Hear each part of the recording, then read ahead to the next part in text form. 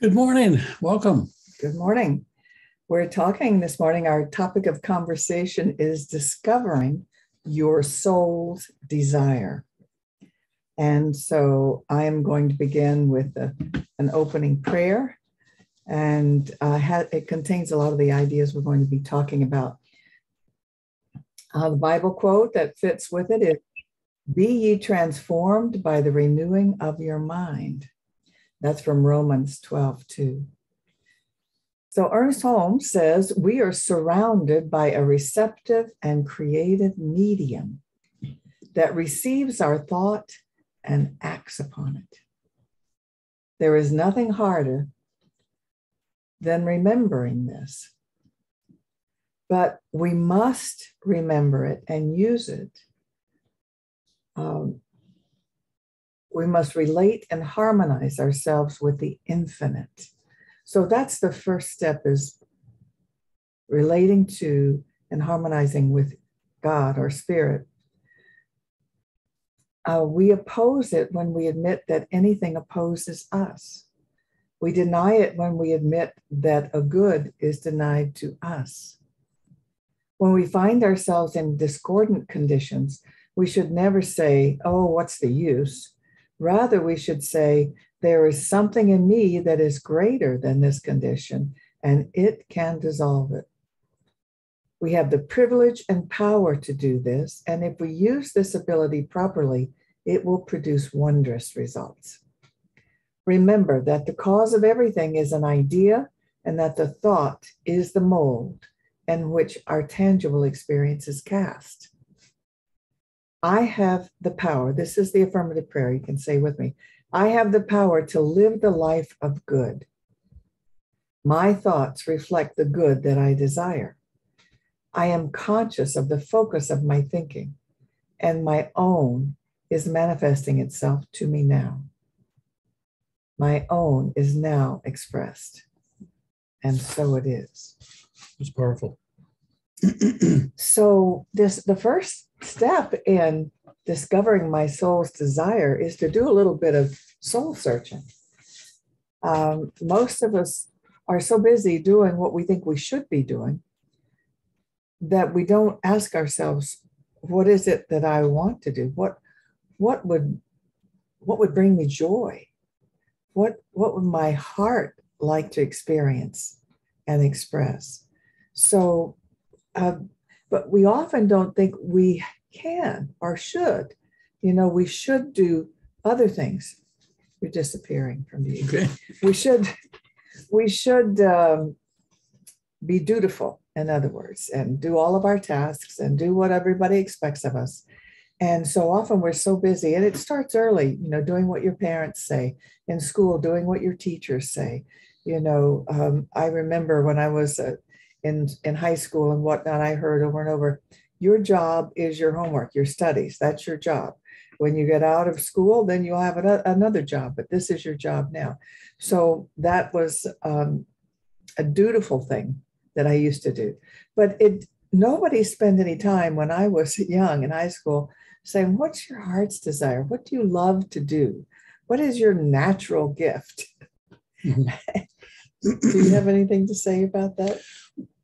Well, I will. Okay. All right. It's just tell me when you want to pop in. I have an idea. So when I first came into this teaching, I was so excited to hear this, that all of the energy of the world is conspiring to bring us what it is we desire and expect. But first we have to choose what that is. Mm-hmm. And how exciting that is. And so I started choosing things that I might not have otherwise chosen, thinking, oh, I'm supposed to do this. I love that phrase that I read you about, that it works like a mold. And I used to see, like in the skies, like a ice tray in the sky. It would receive my impressions of what it is I wanted to experience or have or do. And then when they were ready, when all circumstances had come together, it would plop out the ice cubes because I did have wonderful manifestations of things that I desired that I had never thought of that I could or should have before. And so it was very exciting. And I still have to work on it because I have such an ingrained um, workaholism from my family of origin that, you know, to do what I want to do always comes second from what I think I should be doing. So Bob enriched this when I was thinking about, you know, that there is this infinite mind that receives the impress of our thoughts and then returns it to us by this idea that he has come up with and named sensory congruence. Right. And we talked about why do we, when we pray, why are there certain positions? And we may not even assume those positions anymore, but we were raised with, well, you kneel, you close your eyes, and your hands are pointing up to God or heaven. And do you want to talk about Sure, what that does? sure. We'll But talk about meditation. Right, but the whole idea of what I call sensory congruence deals with a larger issue too.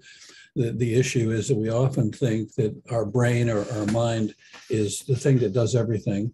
And then there's a school of thought that says, actually, that's not true. The heart does everything. And so there's a lot of energy right now being spent on go to the heart, ask your heart what it is that what is your heart's desire? But what I've discovered, and this is just my discovery, and not everyone will necessarily agree with it, is that there has to be a synergistic relationship between all of the senses. There has to be a sensory congruence. That is, when you go to the heart, you go to the heart by asking the mind to, or giving the mind giving permission for everything else to be on hold while the heart is paid attention to. There's a wonderful synergy that goes on between all of the organs and all of the cells of the body. Now, why the sensory piece is important is when you have your hands in a praying position, your hands are now occupied in the same direction as is your thought. Now your eyes are closed because you don't want to be distracted by the things around you unless you're in a church and you're looking at a rose window like the one we've got behind us, which again, sensorily says there's balance and there's order in the universe. And your ears either want to be filled with music or they want stillness.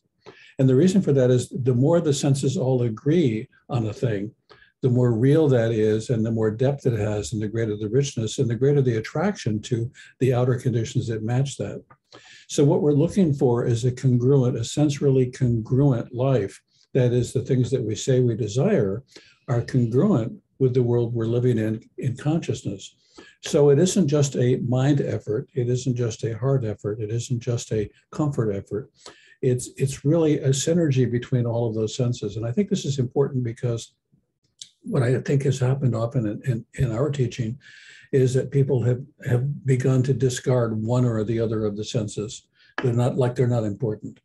You know, what we know is when you burn incense and when you close your eyes or when you have a candle lit and when your hands are occupied, your thoughts are going to be more easily directed in the direction of the activity that all of your senses are engaged in.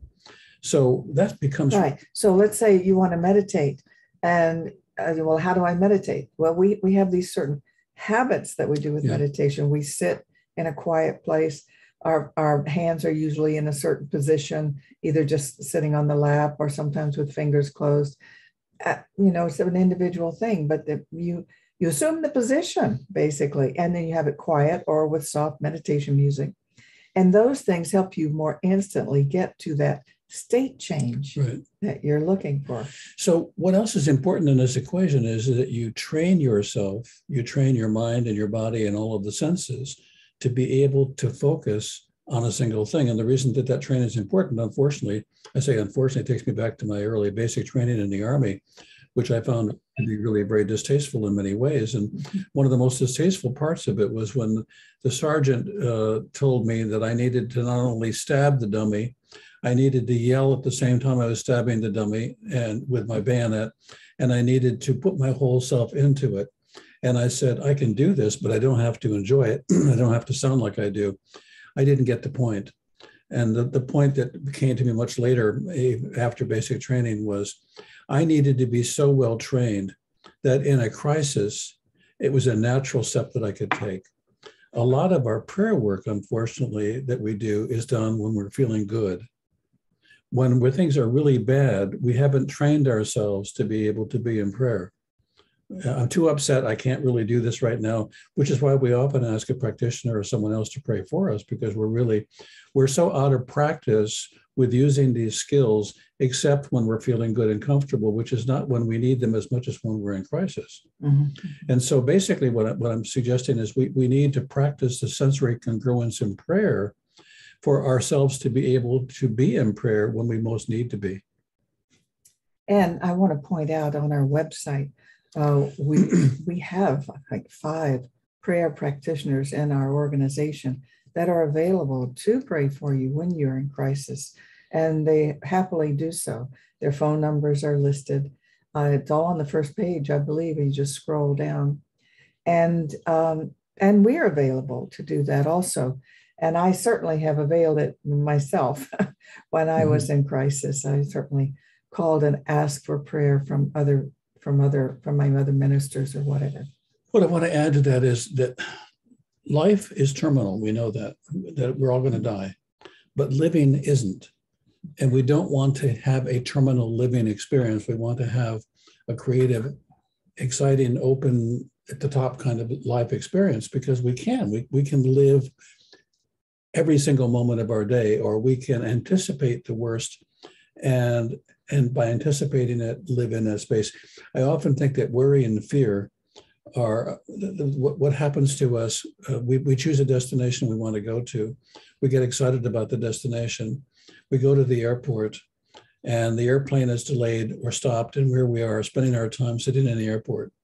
And I think fear is really sitting in the airport, unable to get on the plane to go to our destination, and not being able to appreciate that we can change that. We can rebook our flight. We can rebook it in consciousness. We can say, I'm not going to be afraid. I'm not going to allow fear or upset or difficulty or past experiences or past failures to dictate for me how I'm going to be in this experience. And so it's, again, using mind and allowing yourself to feel and experience the victory that you would like to have over the experience that you're struggling to accomplish. Yes, indeed. Another thing that is a good point to remember, I remember one of our leaders used to say, your dreams are waiting for you to come true. Yeah. And I think that was David Walker. Yeah. I think it was David Walker. It's that, you can't have what you want until you are the personification of that, until you believe it, you expect it, you're acting as if you're marching in that direction. And then it can happen, but your dreams are waiting for you to come true. And I would just like to use as an example that Bob has been an artist for 50 years. He created the beautiful mandala behind us. And I'd love for you to talk about those in a minute. But, and of course, we've always wanted to sell them. We've spent a lot of money creating beautiful websites, but we never knew how to market it. And you think of it as fine art. You don't offer sales, or and we've had his art in galleries. Usually, it's never returned to us. It just disappears. The galleries disappear and the art disappears. And so we felt like we were trying everything to sell it. But at the beginning of this year, we decided to join a firm that fulfills in other words, you send them images of the art and they print it on whatever medium you want. It can be glass or looks like glass. It's acrylic or wood or canvas or paper. And they actually send it to the customer. So it's very easy for the artist. The artist just makes the art and puts it on the website. And the reason we joined them is they said, we'll teach you how to market. We'll teach you how. That's your problem, is marketing. And it has been. And so I mention it because we are having a lot of activity now and sales. And it's like, oh, this is so exciting. And yet I think this is a dream that has always been a dream of ours since we've been together, which is 35 years. And I know it was a dream of Bob's before that, because he had some success with museums and things in Rochester, New York. But we haven't known how to market. And so now it looks like the dream is coming true. And I think it's because we've come true to the idea. We have invested in it. We've invested time and money and effort, and it's manifesting. And so I think we're coming true to the dream. Yeah, we talked last week. I think it was about, and I've forgotten the name of the author. Brian posted it for us later, and I've already forgotten it. But he said that you have to spend 10,000 hours on the thing that is your heart's desire or that is your soul's desire. That doesn't mean that it's going to work. It doesn't mean that everything is going to be fine. It means that until you've allocated the time and the energy and committed to it, it can't possibly happen. And the art side is really interesting because I see a lot of artists posting pieces of work that they've done. And one artist said, I've got 5 pieces of work and none of them have sold. And I'm not sure this works. I thought, well, I have 11,000 images and 10,000 hours. And 50 on the site. 50 pieces on the site. And you're telling me your 5 pieces haven't sold and you've been on this for a week and a half or 2 weeks. But suddenly I was struck with the level of your commitment, the level of time you're willing to spend on that commitment, that is to refine the process of whatever it is your heart and soul's desire, has a lot to do with it. It isn't enough to say, I'd like to do this. Why isn't it happening? You have to be willing to do that. What I discovered, I'm going to talk a little bit about it because Judith picked the mandala that's behind us today, which is really curious because we didn't have a mandala last week. And but I'm going to talk about what I discovered, the aha that I had that I think applies to life. At the center of the mandala is the soul, is the heart.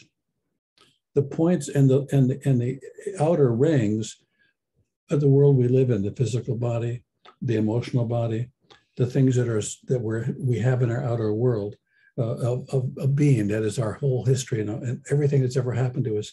That's represented by all the rings around us. It is what the soul can connect to in order to make things happen. Now, this is the big aha. On this particular image, there's a blue border. On some of my newer images, it's a larger border. You're going to see because I've developed some new understanding of what I can do in Photoshop. But what I wanted to bring up to you is, first off, the heart's desire is pure light. It's pure energy. It doesn't have to have a particular shape, but when it takes a shape, it will always have come out of the light.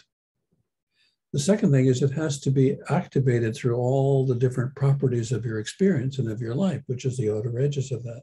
That's how it works itself through. That's how it expresses. But then it also has to connect to the outer world. That blue fringe that you see around it, that's the medium. That is the medium that allows us to go from light through the process of realization and self to the outer expression and connection. And so the perfect mandala is the realization that as we go through to the very center, there is nothing but light and it's pure energy and pure love. And so you can use that as a focus of your own. You can draw your own. But at the center, there is the absolute everything that is nothing and the absolute nothing that is everything. And when we go to the outer edge, if you notice the outer side, the outer part of the image and the center are actually the same. That is, it's light inside and light outside. The question is, how will we shape the experience so that it's expressed on the outside? And that's the medium. Now, all possibilities there. Now, you're also going to notice on this particular image, there's a lot of sharp edges. And there's also a lot of round edges and round surfaces. There's a lot of textures and a lot of depth. There's a lot more than this is a design. Well, isn't that how we are? Doesn't it represent the cellular structure that we are? We're multidimensional. And yet we have a tendency to believe that the brain is one thing and the outer world is another thing. And then we got to connect it to the heart, or we just listen to it's really this wonderful, beautiful, balanced system that's always working in favor of us. So you said earlier that I hope life is, I don't remember exactly what you said, but what I'm thinking, because a lot of people here are our age, and a lot of people say, well, I've already achieved everything I want to achieve. And, that's perfectly okay. Simply to just enjoy the rest of your life. That can be a meaningful. Life is terminal, but living isn't. That's what you said. Life is terminal. Living is not terminal. So your purpose, your soul's purpose and dream at this point may just be to enjoy life, and that's perfectly okay. And that may be your opportunity to be a demonstration to other people who haven't learned that yet. Exactly. You know, when you see people get out on the dance floor, there's usually a couple of people that are seasoned dancers that love to dance. It takes their courage and their skill to get other people who aren't so good at it to get out on the stage and dance as well. And then finally, you find somebody like me who says, I really can't dance, and somebody like Judith who says, you can at least move with me. And so we have me at the outer edge of it, not knowing how to move anything. And you have people in the center, but it takes that willingness to say yes. So if you're a demonstration of dance, then demonstrate it. That may be what you're here for. Exactly. And yet I also want to point out that a lot of retired people think, well, you know, my chances to be, do, and have are over now. And it's just so not true. So many people that I see in our group and our organization just create wonderful new things, opportunities, gatherings, communities, you know, so I think that I want us to remember that we can have our soul's desire in our 70s, 80s. It doesn't, 90s, you know, it doesn't mean that you have to stop dreaming and creating because you're retired. Yeah, and we can wake other people up to the realization that we're still dreamers. For a long time, what I did was I stored all of my artwork on a hard drive or on my external hard drive. But now that I know that life is eternal and that it's not going to be over, I've started storing all of my artwork on the cloud. So when it's over in this life, I can go to the cloud and I can retrieve it. I already have ordered from Amazon a drafting table that I'm going to store on the cloud. We need it on cloud. That's right. So you had listed some symptoms that you may be living your soul's desire. Well, the first symptom of living your soul's desire is when I do this thing, or when I think about this thing, or when I head in this direction, time seems to be endless. That is, I have no track of time. I can work for 4 or 5 hours doing this thing and nothing else seems, I don't even know it. And I feel good. The second one is no matter what my physical conditions are, no matter how tired I have or how many aches and pains I've had, I don't seem to have the same level of pain or suffering when I'm doing this thing. What was the third one? Your mood is bright. Oh yeah, well of course, yeah, that's a given. But no matter how bad off I feel, no matter how difficult things are, when I do this thing, somehow my mood is lifted. And so when time stands still, or there is no such thing as time, and the physical ills or the struggles that you're having no longer seem important, and your mood has been lifted, pay attention to that, because that may be what your heart's desire is now. It may be a hobby right now. It may just be something that you entertain as a thought. But then the outer edge, like of this mandala, is how can I take that and transform it into what it is I do? You know, we hear all the time, you need to do your heart's desire. Your work ought to be what your heart's desire is. Well, the truth is that is true. And there are a lot of obstacles and a lot of people that are obstacles that would suggest otherwise. You know, so when I tell people I'm an artist, well, what do you do for a living? That's an interesting question to follow. What is an artist? There's not even an assumption that I could possibly be a successful artist. But the interesting thing is when they ask that question, what else do you do? I don't usually tell them that I don't need to do anything else, but I choose to do something else. Instead, I tend often and have in my life said, well, these are the other things that I do that are my real life. And I think, you know, your real life has to be your heart's desire, your soul's desire. And even if it takes a while to get that. I'm reading the chat. So I'm seeing if there's anything we need to share.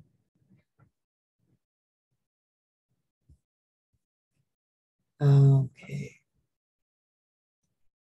Anything you want to respond to? Dr. Diane is sharing with us that she has worksheets for your divine assignment that she can send us. So Diane, yes, we'd love to have those. And if anybody wants them, just be in touch with us. If you don't know how to do that, I'll give you our websites. I'll give you our website address. And as a matter of fact, I'll do it now in case you would like to support our teaching. And that would be greatly appreciated. So I'm going to do a screen share now. I guess we'll stop. Nope, we're not going to stop the recording yet. Okay, screen share. So this is the first page of our website. And it's not showing, mine isn't showing here. I want you to see the address. Oh, yes, it's here, right? CSLPalmBeaches.org. CSL stands for Center for Spiritual Living. PalmBeaches.org, not .com. And this is also how you can reach us. Down at the bottom, we have our phone number. And this is how you can support us if you like. Just click on this ways to donate. And this pops up, shows you various ways that you can donate. Oh, this is just a picture of it. I was trying to move it up to show you other things like the prayer practitioners. Oh, here's a contact us. That'll have contact information. So if you're interested in that sheet or any of those other things that we talked about, please let us know. And so now we'll stop the recording. And well, I'd like to end with a prayer. Yeah, let's don't stop yet. Yeah. Okay. So I think this they're showing here. Right. I think the summer. Oh, look up here. Yeah. There we go. Okay. Yeah. To summarize, I think it is really kind of important if we can do that. Yeah, we can try. So I think first off, check in with yourself and ask yourself, am I living the life that I had planned on living? Am I living the life that makes me feel like it's worth living? Do I get up in the morning and dread the day? Do I get to do something, or do I got to do something? The more you get to do and the less you got to do, the more your life is getting closer to the thing that is your heart's and soul's desire. Now, the second part of that is, how can I streamline my life so that more of my life looks that way? What are the things that are in my life right now that if they weren't in my life, I could be more dedicated to the thing I desire, the thing I want to have happen? So I think the first is kind of a mental house cleaning. Who are the people, what are the conditions, what are the circumstances that are in my life that if I had that out of the way or that weren't there, could I do my heart's desire? Well, I'd also like to say that all of us have some things we got to do. Oh, yeah, that have got to be done. Of course. So that doesn't mean you're off track if there are things that you have got to do. But there's also, but you should have some get to dos too. Right. There is a real trip here. And that is very often we would rather avoid what it is that we want to do for fear that it won't work. And we use the things that we got to do as excuses for why we're not doing our heart's desire. And so what I'm suggesting to you is look at those things. And if I were really, truly free right now, and I used to do that, if I had $1 million, what would I do? And then the question after that is, why aren't I doing some of that right now? Why aren't I heading in that direction? And am I using the gotta do's to keep me from the things that I want to do? Because I'm afraid. And I think, unfortunately, fear is a real powerful force in our lives, and it keeps us often from taking the next step. I think for right now, having a website is a response to, I can do this even if it's costly and even if I lose the money that I've invested, because it's my investment that's going to generate the outcome, not my desire just to have it. Anyway, I wanted to kind of summarize those pieces, and I think it's important because we are here to live and not to be safe. We are here to live fully, not to try to be safe all of the time, because we're not going to be safe. We're going to just risk. Indeed. So let's close with a closing prayer. Let's go within and give thanks for this understanding that the universe is conspiring to bring us our good. Excuse me. Excuse me, including sneezes. And we know that as we go within and ask, what is it that I am wanting to express, to experience, to create, and know that all power is available to assist in that creation. It is the universe assisting you. You are here to blossom, to grow, to share, to experience. And the world is enriched by that. So we give thanks for this knowing, this understanding. We release, and together we say, And so it is. so it is. Amen. So we're going to stop the recording now.